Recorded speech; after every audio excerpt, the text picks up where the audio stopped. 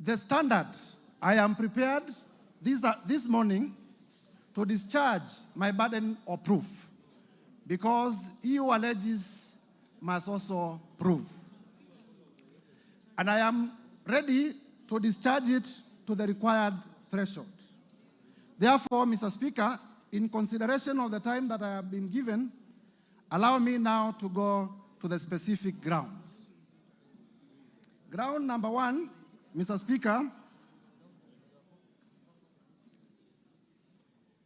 ground number one,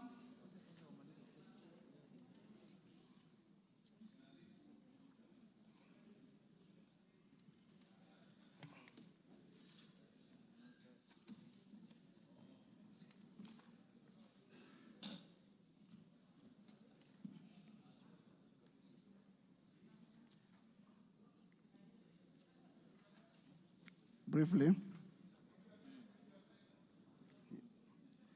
On ground number one, Mr. Speaker,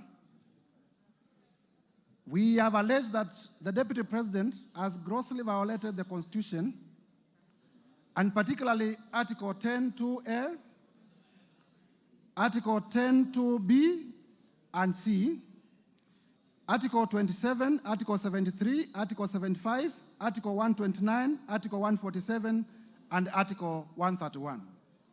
Mr. Speaker, for clarity, allow me to read out the specific provisions so that members may relate with what we are saying.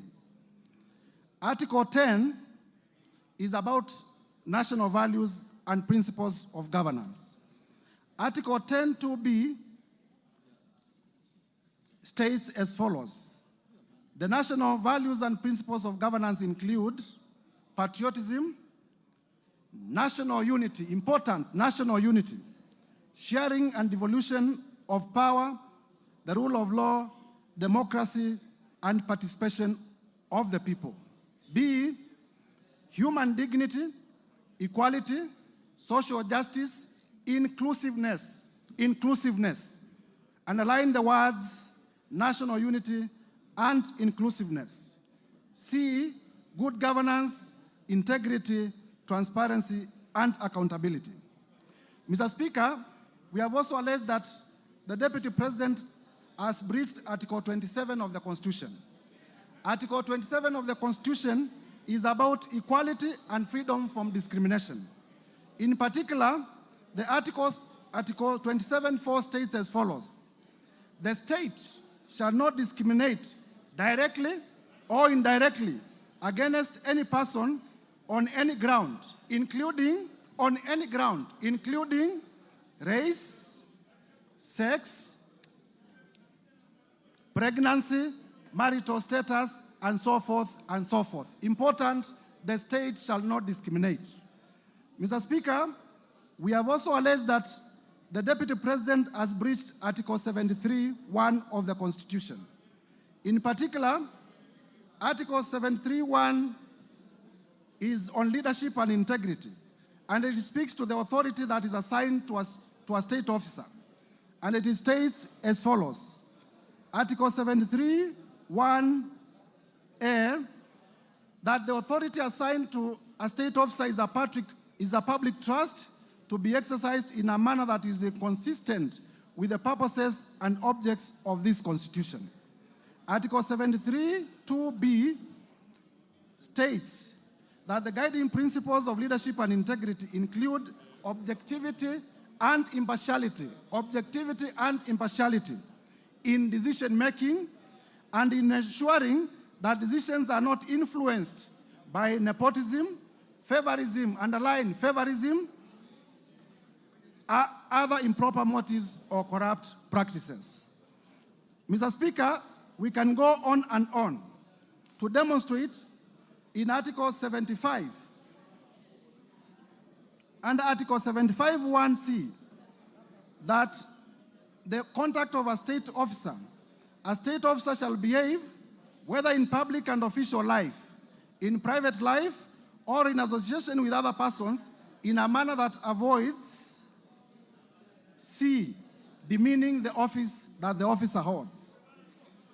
Mr. Speaker, I am taking time on this one because it is important to demonstrate that the Deputy President has not lived up to the high calling of the office that he holds and thus has violated the Constitution.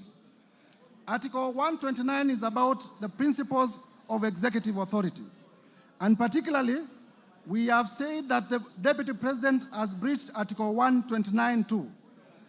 Article 129.2 states that the executive authority shall be exercised in a manner that is compatible with the principles of service to the people of Kenya and for their well-being and benefit. We have also alleged that the Deputy President has breached Article 147 in conclusion on this particular ground. And Article 147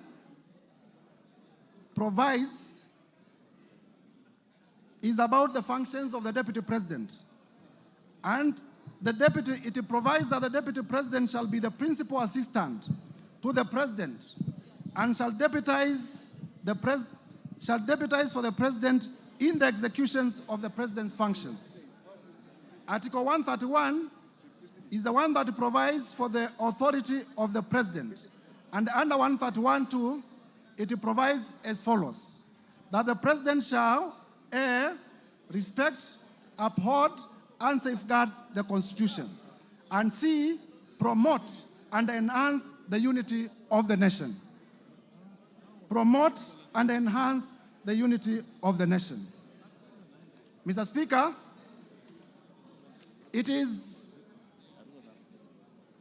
our allegation that on numerous occasions in the last 2 years, the Deputy President has used divisive language. He has described the Kenya government as a company. He has described the Kenya government as a shareholding company, where it is only the shareholders of the company who should benefit. And it is our contestation that that particular shareholding language contradicts and contravenes and violates all the provisions of the Constitution that I have highlighted above. Mr. Speaker,